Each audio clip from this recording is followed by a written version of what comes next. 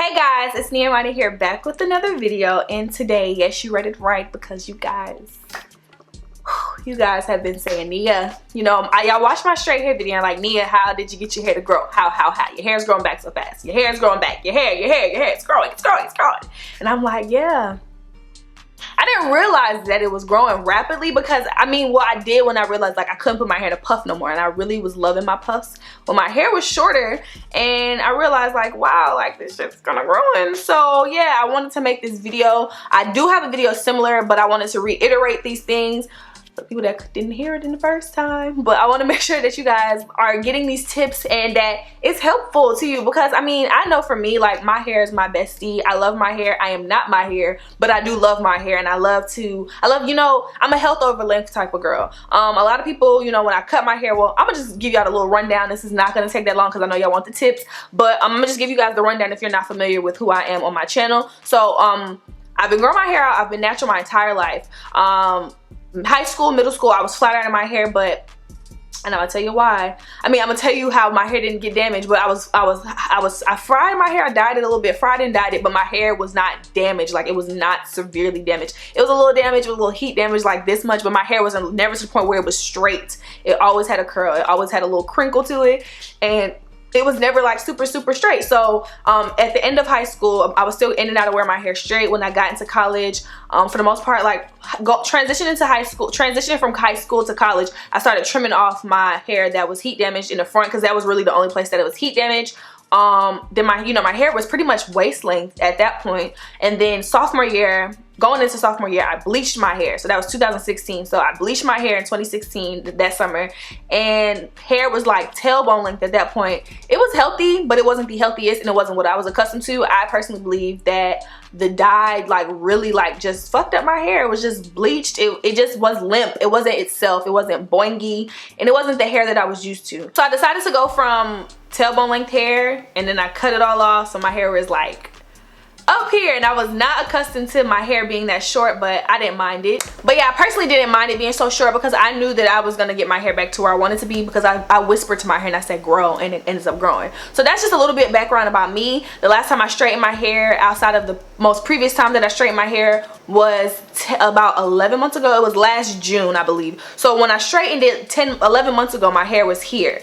And then now when I just recently straightened it, my hair was like all the way, like, it was past my bra strap, I believe. So my hair grew about 5 to 6 inches within that 11 month span. So I'm going to be giving you all my tips and my tricks on pretty much how I got my hair to grow back, and I'm almost back to waist length. I'll be at tailbone length by, give me just next year. Just give me towards the end of this year. Just give me next year and I got y'all. So yeah, I'm giving you all my tips, my 10 tips and tricks on how to get your hair to grow, and also how to just retain length. A lot of people get their hair to grow, but they don't necessarily know how to make sure it stays that length. So, like, oftentimes it starts breaking off, and people just don't know how to make sure that it grows. But I do want to give a disclaimer. You know, I don't have all the keys to success, to growth. Everybody's hair is different, everybody's body is different, and everyone's genetics is different. A little bit about my background history. My father, I'm West Indian, so my mother's from Antigua. She has Guyanese and Dominican in her, African. My father is Trinidadian, so, you know, he's a little bit of black. He got a little Indian in here, black, African. Like, at the end of the day, that's what I am. But everyone's genetics, their genetic makeup is different. So some people's hair grows faster than others, and then there's also predetermined length when it comes to your hair. That's why, like, your eyebrows or your eyelashes grow a certain length. Sometimes, you know, your hair might just grow a certain length. But yeah, so I just want to give that disclaimer, just because, you know, necessarily these things might work for me. They might not necessarily work for you. You might have to change things up a little bit for yourself, but these are things that I know have personally worked for me. And going back to my older videos, some people have said that my tips and tricks have definitely helped them, the health of their hair improve, the length of their hair improve. But I just do want to throw that out there, that we are all different and everyone receives different results. All right, so my first tip is, and I wrote these things down in my notebook. My first thing is minimum use of heat. Like I said, like, I probably straighten my hair or put heat on my hair, direct heat on my hair, maybe 3 times a year max. So initially, when I was straightening my hair maybe every 2 weeks. So my hair was long, it was a little limp, but it was still healthy. But when I really took heat out of my regimen and I really just replaced that with not using heat, minimum use of heat, my hair was so much more healthier. your hair can still be healthy with heat, but you just want to make sure that you're reducing it and it's not excess amounts of heat, and you're just not frying up your hair every single day. Because if you're putting direct heat on your hair every single day, you're frying and dyeing your hair, and your hair is sad. Like, we want our hair to be happy. So I make sure that I just use a minimum amount of heat. Your hair can still grow using heat, I guess you can say. People hair, they, you know, their hair is still long when they use heat, but when you're being excessive and you're using it flat irons every single day and you're curling up your hair every single day, I don't know how you're gonna expect your hair to grow if you're just beating it up with a flat iron. So I personally only flat iron my hair or put direct heat on my hair about a maximum time of 3 times a year. But yeah, that's just me personally. But I know that personally cutting out heat on my hair really allowed me to grow my hair out. And even with that, I cut off all my damage when I did that. And that goes back to when my hair was damaged by the color as well as damaged by the heat. You can't really expect your hair to grow when there's damage in the way. Like, I'm a strong advocate of really cutting that nigga off. Like, cut that heat damage off, cut that bleach off, cut them straight ends off. Like, I get that you're trying to hold on to it, and you know, I'm not the biggest fan of transitioning. So all my friends, I done made about 5 to 6 of my friends cut off their hair because they was trying to transition, and you're really slowing up the process when you're like waiting and waiting and waiting and, you know, slowly trimming. Just cut it off. The faster you cut, the more that it will grow. If I would have just, you know, decided like, oh, I'm gonna trim my color off as I go, my hair would have taken a longer time to, you know, grow out. When you just, you know, just imagine like it's a plant. You know, your hair is a plant essentially, but imagine there's something in the way of that plant getting to grow. If you just take that out and boom, the just plant starts to sprout. So just take the damage out of the equation and your hair will begin to grow. That's my personal, you know, belief. I believe that to be true because I've seen the results. So no excess amounts of heat, and just cut off that damage if you have it. And if you need to trim it gradually, okay, I understand. But for the most part, if you can just cut it off and just be without it, you will be okay. Tip number 2, you need to read the labels of your products. If you're using products that have harsh ass chemicals, sulfate, drying products, you can't really expect your hair to be growing if you're using bad things on your products. I mean, on your hair. And essentially, if you're using harmful products on your hair, your skin, you know, your scalp absorbs that and it kind of goes inside of your body. So I make sure that I read the labels on my products. I know what I'm putting in my hair because there's so many harmful things out there that can, you know, have effects to your hair from growing. So I make sure that for the most part, all my products are water-based. Everything, if the first ingredient doesn't say water, I'm not about to be using that half of the time. But you want to make sure that you're paying attention to your labels, you're reading your labels, and you're understanding what you're putting in your hair. And that goes back, you have to do further research into what you're putting into your, you just want to be mindful of what you're putting on your hair, in your body, you know, because it absorbs those things. So I don't use things that, you know, I don't use drying alcohols in my gels. Apparently Eco Styler is, you know, under fire right now because it's got some bad stuff in there. So I might just have to cut that out of my equation. But for the most part, I make sure that I'm very knowledgeable about what I'm putting on top of my hair, because like I said, your scalp absorbs that and that goes in your body. And also your hair just wants love. Like, it wants nurturing, it wants moisturizing ingredients on it so that it can stay strong. And just make sure you read your products, and water-based products are the answer. Alrighty, so this leads me into number 3. Use moisturizing products, and especially on your ends, okay?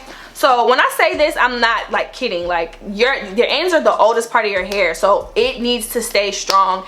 I trim my hair, if you watch my straight hair tutorial, I trim my hair maybe 2 to 3, 4, 3 times a year, because for the simple fact that I make sure my ends are always moisturized. So that goes back to whenever I'm doing a wash and go, whenever I'm doing a twist out, I make sure I heavily concentrate my product on my ends, because it's the oldest part of my hair, which is more prone to breakage. So if that starts to break off, then everything starts to break up off the shaft, and now my hair is pretty much ruined. So if you keep this moisturized, that, you know, reduces your amount of split ends, which means less trims, and then your hair is more moisturized. Not your hair is more moisturized, but your hair is going to be less prone to breakage when you keep your ends moisturized. So making sure that you're keeping the ends of your hair super moisturized, and I keep saying moisturized, but I really mean it. Moisture is really essential, and that even goes back to the last one. Water is the most moisturizing product out there. Like, butters are not necessarily moisturizing to the hair. They pretty much allow it's a butter, so it's a sealant in a sense, but when you mix a butter and a water, they kind of create a moisturizing agent. But for the most part, water is the most moisturizing ingredient out there. So you want to make sure that you're giving your hair what it needs, what it wants, and you're keeping those ends moisturized, because like I said, it's going to begin to split up the shaft, and that's going to cause breakage, and bam, your hair's not growing if it's breaking off. So tip number 3, keep your ends moisturized. Alrighty, so tip number 4, and this is the one that I stand by. I will continue to stand by because my mother introduced me to this, so I know it's the truth. I know it's the tea, and it's really what's allowed my hair to stay strong throughout these years. So tip number 4 is deep condition frequently. Don't overuse don't overuse a deep conditioner just because too much of anything is a bad thing. But I deep condition my hair once a week. Since I was a child, my mother has always deep conditioned my hair every Sunday during wash day, whether she was mixing up mayo, eggs, and some olive oil, or we were using Africa's Best hair mayo. My hair was deep conditioned every single week because she knew that that was restoring the moisture and the balance back into my hair. So a deep conditioner is it's named a deep conditioner. It's not you taking some conditioner that you have and just letting it sit on your hair. That's not a deep conditioner. A deep conditioner is filled with proteins, nutrients, oils, all of those things to pretty much put that moisture back into your hair after you wash and shampooed your hair. And you just, do it once a week. You don't have to do it too often. You want to make sure that you rinse it out of your hair and focus it on the ends. That's essential that you focus your deep conditioner on your ends because that is the oldest part of your hair. Like I said in the last tip, it is the oldest part of your hair, so you need to make sure that that is the part that's getting all of the nutrients. But deep conditioner is pretty much going to allow your hair to remain strong because it's packed with so many proteins that it's going to ensure that your hair is strong. I have so many videos on my channel about deep conditioning, how I deep condition, the different deep conditioners that I use, and just a little bit more facts about the deep conditioners that I use. But essentially, my favorite thing is to deep condition once a week. I think if you're not deep conditioning your hair is more than likely dry. So if you aren't, I would definitely say that you need to introduce this to your regimen, and you need to build a regimen when it comes to that. So if you're only deep conditioning once a month and you still feel like your hair is dry, you need to probably do it twice a month, once a week. Make sure that you're deep conditioning your hair because your hair needs that extra step, that extra boost, and that extra step of love and moisture and all of the above. Alrighty, so I have next on the list is creating a regimen when it comes to your natural hair.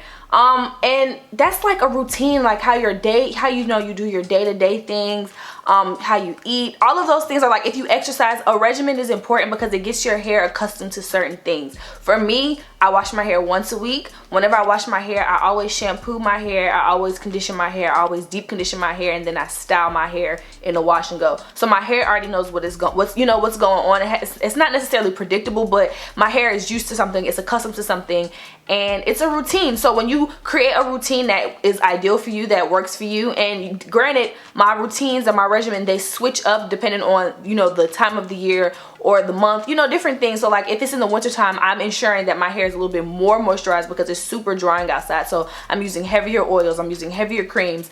In the summertime, I might have to wash my hair a little bit more because I might be using gel a little bit more, so my hair might be a little bit more flaky from those products. So just basically creating a regimen, a routine for your hair so that it has something to look forward to is important to hair growth because it's going to ensure that your hair, it's organized. Honestly, that's really what it is. It's just making sure that you have some sort of organized structure when it comes to your hair routine.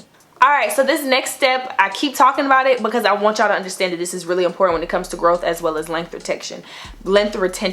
Keep your ends protected, okay? So what that means for me, I like to bun it. Bunning it is cool because it keeps your ends like tucked up. Outside of me using my wash and go as a crutch or like as a constant style, I do put my hair up in buns oftentimes to protect my ends. Protecting your ends goes far beyond just putting it in a bun. Protecting your ends means sleeping on satin, when your hair is rubbing up on cotton pillows and things like that, or the constant your hair constantly rubbing up on the t-shirts every day, that's a drying agent. That friction is also going to cause split ends. So when you come home at night, or you're laying down in the bed when you're just chilling, make sure that your hair is rubbing up against satin because satin does not really cause that friction. It's super soft to the hair, so it allows your hair to be protected. So making sure that your hair is protected when you are sleeping at night using a satin pillow, a satin scarf, a satin bonnet, all of those things, keeping those ends protected. Also keeping your ends protected when you're drying your hair. So not using a body towel to dry your hair because that causes friction and split ends. You're using a microfiber towel or you're using a cotton t-shirt to ensure that your hair or your ends are protected. So essentially, you want to make sure that if you want to retain length, that you're treating your ends with care, and that also goes back to keeping your ends moisturized, deep conditioning your ends, but also keeping them protected from, you know, the everyday damages. So wrap up your hair at night so that you can retain your length, so that your hair is not breaking off because you just don't really care about your ends. So tip number 7, I believe this is the one we're on, seal in that moisture. I talk about that all the time. So moisture is what you're putting into your hair, but it can be easily, you know, evaporated if you don't seal it. So essentially you put the, you know, your hair kind of, it works in layers when it comes to the different products that you use. So, you know, you're putting in water, you're putting in a leave-in, you're putting in a gel. So imagine you just, you know, put those products in and you don't seal it or cover it up, it's gonna easily evaporate. So you want to make sure when you're putting all those products on your hair that you're covering it on top of, you know, you're giving it that extra protection with an oil or with a heavy butter. So I make sure that anytime I do a wash and go or any product, any type of style that I use or I always ensure that I'm using some type of sealant. So I always use like oil. So anytime I do a wash and go, anytime you see me, the last thing I put on my hair is oil. If I'm taking out a twist out, I'm always covering my hands in oil and I'm putting on each strand and I'm taking it out. So that's sealing in all of that moisture, and that's going to ensure that the moisture stays in my hair so that my hair isn't dry, my ends aren't breaking off, and that everything, all those nutrients, you know, are protected from outside dangers. And that goes back to, you know, like keeping your ends protected. I really just stress that moisture is essential to hair retention, length retention, and growth. But you also need to make sure that if you're gonna keep your hair moisturized, that you're going to ensure that you are keeping the moisture in. So make sure you seal your hair with one of your favorite oils. Everybody's oils differs and what works for different people. I'm a firm believer in, you know, the types of oils I use are not super like thick. Like I'm not a castor oil type of girl. I like olive oil, I like jojoba oil, I like argan oil. I'm in the middle when it comes to oils. Some people's hair likes coconut oil. My hair only likes coconut oil when it's time to do like a hot oil treatment. So everybody's hair is different, but anytime you're doing something like a wash and go or anything like that, make sure that you're sealing in that moisture to ensure that it does not easily escape. All right, massage your scalp. So massaging your scalp is basically when you just take the palms of your fingers, or sometimes I even use my shampoo and massage brush that you all see me use every time I do a wash day routine. But basically you're just going to your scalp and you're just getting that circulation, that blood flow circulating. So essentially what that is doing is getting the blood flow circulating, which is going to increase like cells to start growing. Oftentimes when people like lose their edges on the perimeter of their hair, they're often told, you know, get some oil and just massage that. And even when it comes to like babies when they're younger and they start getting those bald spots in the back, people usually take oil and they massage their hair, and then their hair ends up growing back. So massaging the scalp is starting to get that, you know, it's calling to the cells, the growth cells in that particular area, saying, hey, like it's some things functioning right here, like you guys should come grow. So basically when you do that, you're getting it moving, you're telling it to, hey, come grow. And massaging your scalp, it feels good. Like you ever just have somebody rub your scalp and you be like, this is amazing, never stop. So basically massage your scalp. Like just do it when you're bored. You will see a huge difference. Like I said, I use my shampoo and massage brush every wash day. I know that's aiding my growth. I'm not even gonna sit here and like act like it's not, because I've been using that thing now since my freshman year in college, and I've seen the results from it. So just massaging your scalp gets that blood flow circulating, because it might be lacking, you know, blood flow in that specific area. So if you're just calling to those cells and saying, hey, like come grow, of course you're gonna see results from that. All right, so this one is super important. So make sure that you're wearing like low manipulation styles and you're keeping your hands out of your hair. So what that means is, if you think that you're gonna do your hair every single day, your hair it needs a break. Like girl, like imagine if you were harassed every single day. I know this is a really bad like analogy, but if you imagine you like picked at your plant every single day, how would you expect it to grow? Sometimes you just need to water the plant, and that's it. Just water it, give it some sunlight, and that's it. So for me, that's why wash and goes or twist outs are my ideal style, because I could just wash my hair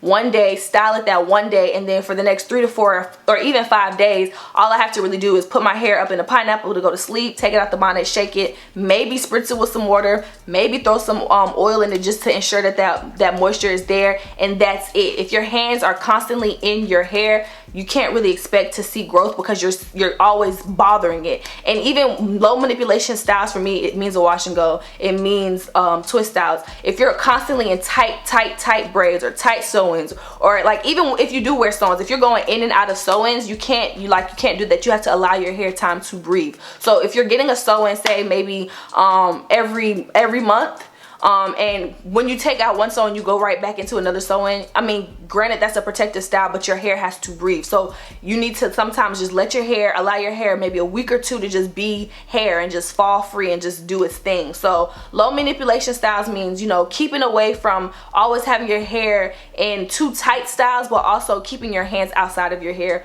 constantly. All right, so the last tip is be gentle with your hair. My mother, she made sure every time she did my hair, she worked in sections. I don't ever just rake through my hair when it comes to detangling. Like, I make sure that I'm super careful when I do my hair. So I always do my hair in fours, and even within those fours, like, I'll take a section, I might make that section a smaller section. When I detangle my hair, I'm always detangling my hair with wet hair, and it's always product in it that makes it, that's, you know, that's slippery, that allows me to really rake through my hair. If I was to be rough with my hair and just detangle on dry hair, that will cause snapping and breaking to my hair, ultimately resulting in my hair like just breaking off. Like, that's not fun. So you want to be gentle with your hair. You want, like I said, low manipulation. You want to make sure that you're treating your hair with care and that you love it, you know, like detangle softly and gently. Work your way from the bottom on up the hair shaft. Never detangle from the root and then on down. You want to just make sure that whenever you're dealing with your hair, that you're, you know, that you're treating it like you care about it. You know, you can't expect your hair to grow if you're just being mean and rough to it. So I think that's really important, that you understand that you have to treat your hair with care, and that goes into my next tip, and this is just as far as length retention. I don't know why that is such a tongue twister. This goes into length retention. You cannot expect your hair to